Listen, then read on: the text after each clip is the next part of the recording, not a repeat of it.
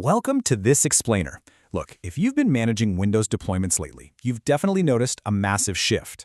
Microsoft just dropped a brand new provisioning experience.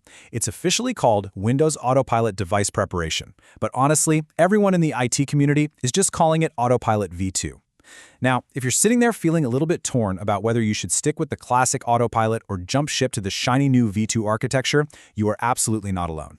So our goal today is to completely demystify this release. We're going to look under the hood, see exactly what changed, and help you figure out which profile actually makes the most sense for your specific environment. Here's a quick look at our roadmap for today. We'll start with the Autopilot evolution, then do a head-to-head comparison, talk about making the actual choice, and wrap up with deployment and troubleshooting.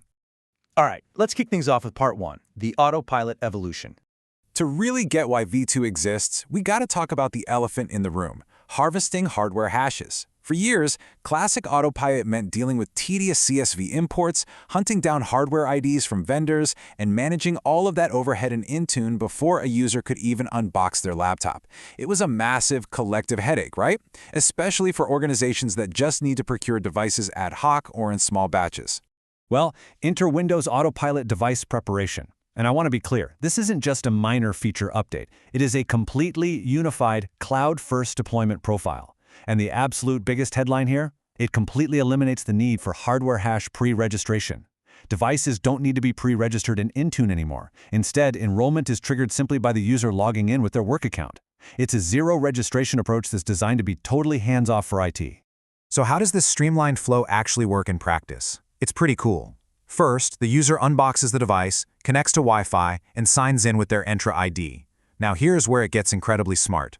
Instead of waiting around for slow dynamic group queries to populate like we constantly had to do in V1, a background service called the Intune provisioning client adds the device to your designated Entra group on the fly, right at the exact moment of enrollment. Because of this real-time grouping, your essential apps and policies just start installing immediately. No more waiting around.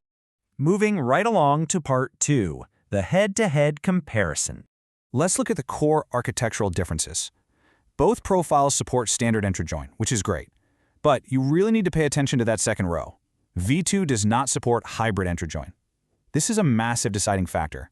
If your environment absolutely relies on joining an on-prem Active Directory domain during provisioning, V2 is off the table for you right now. But the trade-off is huge, right? V1 requires that tedious device registration, while V2 completely drops it. And that brings us to one of the most talked about, maybe slightly controversial, changes in V2, the strict new limit of the number 10. In Autopilot V2, you can only deploy up to 10 essential apps and 10 PowerShell scripts during the initial out-of-box experience, or OOBE. Now, before you completely panic about that limit, we really need to frame it correctly. Microsoft's telemetry actually showed that roughly 90% of deployments use 10 or fewer initial apps anyway, so this 10-app limit is a deliberate fail-fast strategy. In the old V1 days, a device might just sit there on an endless loading screen trying to install 40 different apps. I mean, we all know that shared trauma. V2 forces you to only install what is absolutely mission-critical to get the user to the desktop.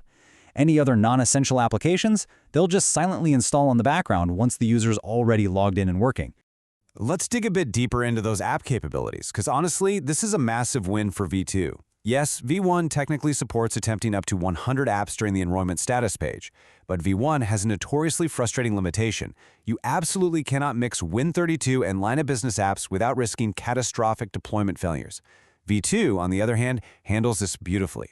Even though you're capped at 10 apps in the OBE phase, it finally allows you to deploy Win32 and LOB apps together in the exact same profile without breaking the whole shebang.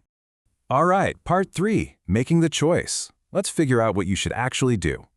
You are definitely going to need to stick with classic V1 for now if your environment requires hybrid Entra AD join, pre-provisioned white glove setups, or self-deploying mode for shared kiosks.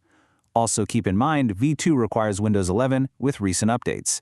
So if you're still deploying Windows 10, or if you're using specialized hardware like HoloLens and Teams meeting rooms, V1 remains your only option.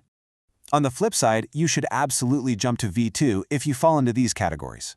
First off, V2 finally brings Autopilot support to government cloud environments like GCHQ and DoD. It's also the clear winner if you are just totally done with device pre-staging, if you want incredible, near real-time monitoring of your deployments, and if you've already moved to a modern, cloud-only Entra setup. It's simply a faster, cleaner experience all around.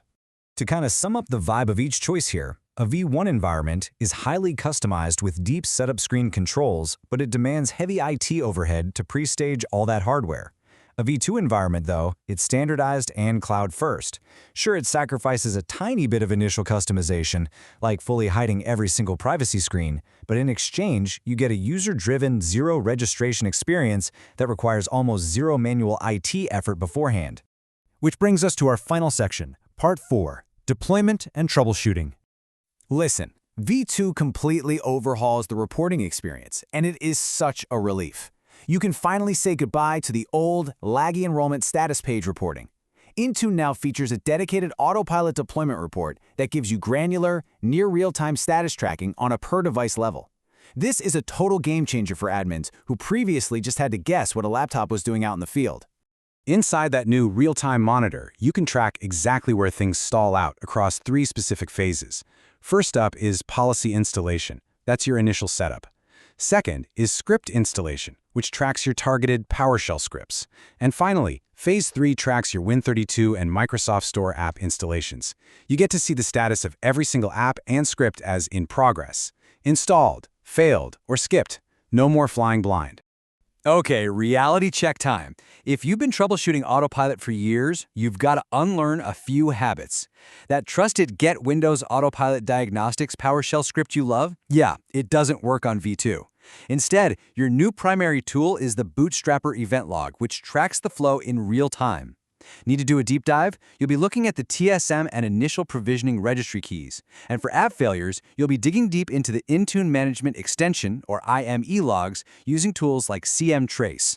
Since V2 is a brand new architecture, there are absolutely some active bugs you need to watch out for to save yourself hours of headaches. For instance, if you have the Managed Installer policy enabled, Win32 apps are just going to be skipped during OOB. If your local admin settings conflict with the Autopilot standard user settings, provisioning might be skipped entirely. Also, keep an eye out for cloud PCs timing out after 60 minutes, and there's a weird known race condition where BitLocker might default to 128-bit encryption even if you specifically configure 256-bit.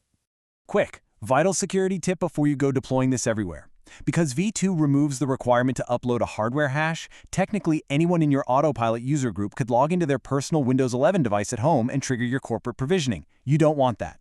To prevent it, you must configure Intune enrollment restrictions to block personally owned devices, and then upload corporate device identifiers, specifically the manufacturer, model, and serial number, so Intune knows which devices are actually yours. As we start to wrap things up, just keep this core idea in mind. V2 was built specifically from the ground up to solve your biggest provisioning complaints. It ditches the hash harvesting, it fixes those painful dynamic group delays, and it finally gives us proper visibility. Sure, it has some initial limitations right out of the gate, but it clearly represents the future of Windows device management. Which brings us to our final thought for today. The old way of imaging and pre-registering hardware is slowly but surely fading out. Take a hard look at your current infrastructure. Are you still heavily reliant on hybrid joins? Or are you ready to embrace this cloud-first, zero-touch future? It might just be time to set up a test group and see how V2 handles your essential workloads. Thanks so much for joining me on this explainer, and happy deploying.